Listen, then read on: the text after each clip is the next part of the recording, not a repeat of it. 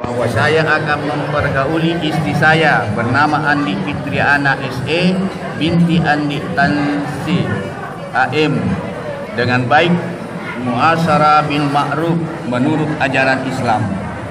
Kepada istri saya tersebut saya menyatakan sikap taklid sebagai berikut.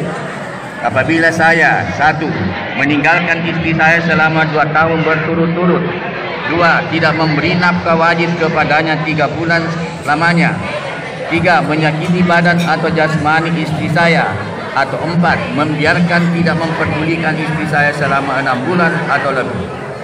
Dan karena perbuatan saya tersebut istri saya tidak ridha dan mengajukan gugatan kepada pengadilan agama, maka apabila gugatannya diterima oleh pengadilan tersebut, kemudian istri saya membayar Rp10.000 sebagai buat ganti kepada saya jatuh tangan saya satu kepadanya.